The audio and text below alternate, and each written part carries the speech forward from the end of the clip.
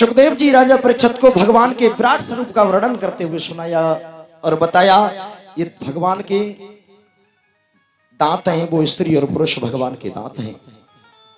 नेत्रों का कटाक्ष अपार संसार, भगवान के नेत्रों का कटाक्ष है ये पूरा संसार।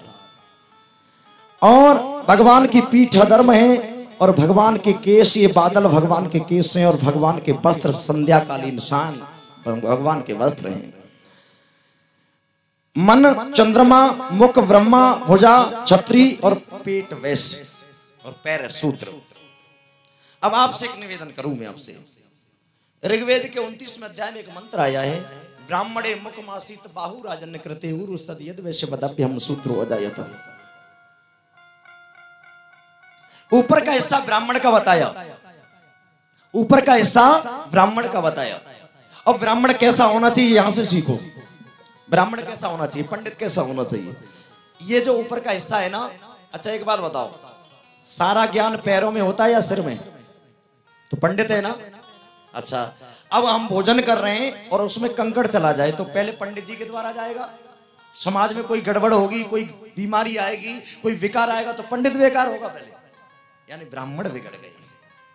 अब जैसे हमने गिलास तोड़ा, कोरा तोड़ा और एक निवाला मुंह में रखा, उसमें कंकड़ चला गया तो अंदर से आवाज आएगी कारखाना रोक दो, झट्टम मुंह को बंद कर देते हैं। अब या तो उस गिलास को निकालते हैं या फिर उस कंकड़ को निकालते हैं। तो ये काम किसने किया? छत्री ने किया, वैश्य ने किया, शूद्र ने किया, पंडित जी ने किया। यानी कहने का तात्पर्य समाज में कोई भी बुराई आई उसको रोकने का काम ब्राह्मण करता है। ब्राह्मण मालिक होता है, समाज का ड्राइवर होता है। अच्छा एक बात बताओ, सारे शरीर को हम जाड़ों में ढक लेते, कोई नाक का ढक्कन लगाता है? ये तपस्या भी करता है। सिर का ढक्कन लगाता है, आंखों का ढक्कन लगाता है। तो ब्राह्मण कैसा होना चाहिए? तपस्वी। अच्छा त्यागी भी बताया है ब्राह्मण को। दान लेना, देना कर्म है ना, दान लेना और दान ऐसे नहीं कि तुम्हारे जहां हवन किया 1000 रुपए ले गए और अपने यहां तो सालों साल सामग्री नहीं चढ़ रही। दोनों काम है, दान लेना, दान देना, यज्ञ करना और कराना, वेद पढ़ना और पढ़ाना, ये 6 कर्तव्य है। भाई भाई मैया का सब्जेक्ट अब आगे चलेगा, ये बड़ा जटिल विषय है। 6 सब्जेक्ट ब्राह्मण के बताएं तो सबसे पहले कौन बिगड़ा? ब्राह्मण। एक बात बताओ, हाथ कटे हुए आदमी आपने जिंदे देखे होंगे, हाथ कहते हैं छतरी को, हाथ कटे हुए जिंदे देखे होंगे, पैर कटे हुए जिंदे देखे होंगे, लेकिन एक बात बताओ, सिर कटा हुआ कोई जिंदा देखा है? पंडित जी ना हो वो समाज कोई जिंदा रहेगा? तो ब्राह्मण कैसा होना चाहिए? तपस्वी और त्यागी ब्राह्मण होना चाहिए। तपस्या भी करे और त्याग भी करे, ये ब्राह्मण का कर्तव्य है। अच्छा एक बात बता, अब ये क्या है? छत्री, हाथ छत्री है। अब ब्राह्मण का काम लड़ना नहीं है, झगड़ना नहीं है। अब कोई लाठी मार रहा है पंडित जी में, पंडित जी तो पिटेंगे पहले। अब लाठी मार रहा है कोई सिर में तो छत्री एकदम ऊपर जाएगा हाथ, इसको मालूम है मैं टूट जाऊंगा, लेकिन इसका काम है अपने आप ऊपर जाता है, शरीर को बचाता है। अब ये टूट जाएगा तो फिर ये जाएगा, ये टूट जाएगा तब पंडित जी फूटेगा। दोनों छतरी का काम कैसा? हाथों की तरह छतरी का काम होना चाहिए, रड में टच जाए तो रक्षा करे। अच्छा वैश्य का काम क्या है? जो कुछ पेट में डालते हैं वो वैश्य भी सबको बांटता है, कुछ विटामिन नेत्रों को, कुछ कानों को, कुछ हाथ को, पैर को, पेट भी कहाँ रखता है। ये बनिया का काम है, सबको व्यापार से पालना। अच्छा पंडित त्यागी बताया, देखो इसमें बर्फी मर्फी लड्डू सब रख लो। तो पंडित जी रखते हैं क्या? सब सेठ जी को दे देते, अर्थात पेट जी को दे देते, कुछ बचा। तो त्यागी भी ब्राह्मण होना चाहिए, उसको ब्राह्मण कहा जाता है। ब्रह्म जानती थी ब्राह्मण है, ब्राह्मण एक वर्ण है, ब्राह्मण कोई जाति नहीं।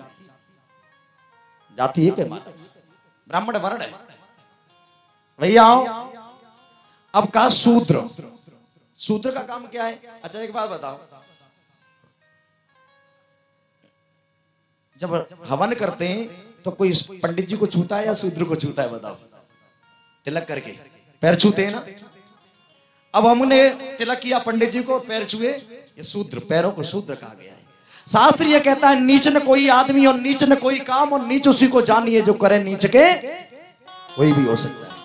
ये सत्यता है, कोई भी नीचा हो सकता है और किसी भी जाति में ब्राह्मण पैदा हो सकता है। जाति तो मानव है, ब्राह्मण क्षत्रिय वैश्य शूद्र 4 वर्ण है। एक सत्य घटना में आपसे कहूं, लखनऊ के रेलवे स्टेशन पर कुछ यात्री बैठे हुए थे डिब्बे में, और उसमें उसी गांव का हरिजन चढ़ गया उस डिब्बे में, और वो जा रहे थे काशी जी को। अब हरिजन चढ़ गया तो वो बैत लेके बोले बाहर निकल, तू हरिजन है हमें गंदा करेगा। सो बेचारा उतर आया नीचे से, गांव का हरिजन है। अब गार्ड जो था वो बड़ा होशियार था, समझदार था गार्ड। गार्ड बोला भैया चढ़ते क्यों नहीं, इसके बाद में कोई दूसरी गाड़ी नहीं चढ़ो। बोले बाबूजी आगे जाऊं तो जगह नहीं है, और जिसमें जगह है उसमें मेरे गांव के बड़ी बड़ी बिरादरियों के लोग बैठे जो बैठने नहीं देते। मेरा भाव अन्यथा में मत लेना, मेरा जो भाव है वो कह रहा हूं। गार्ड बोला चल उसी डिब्बे में चढ़ अपने गांव वाले में। सो आगे वो हरिजन, पीछे गार्ड। अब उन्होंने बैत लेके कहा फिर आया तू हमारे इसी डिब्बे में। गार्ड बोले ये बताओ इसका कोई डिब्बा अलग है, ये कौन है? बोले महाराज ये वो व्यक्ति है जो हमारे गांव में गंदगी साफ करता है। बोले आप कौन है? बोले हम पंडित लोग हैं, तीर्थ करने जा रहे हैं, ये गंदा करेगा, ध्यान दो। तो गार्ड ने एक बात कही, पंडित जी ये बताओ तुम सब सन्यासी हो, तुम्हारे विवाह भी हो चुके हैं? बोले हम तो शादीशुदा हैं। कि जब बच्चा लेटरिन कर देता है, गंदगी कर देता है, तो उसको कौन साफ करता है? बोले बच्चे की माँ। और बोले माँ ना हो तब कौन साफ करता है? तो पंडित जी बोले तब हम ही कर देते हैं। बोले क्यों? क्योंकि हम उसके बाप हैं। बोले ये सारे गांव का बाप है जो सारे गांव की गंदगी साफ करता है, इसी डिब्बे में।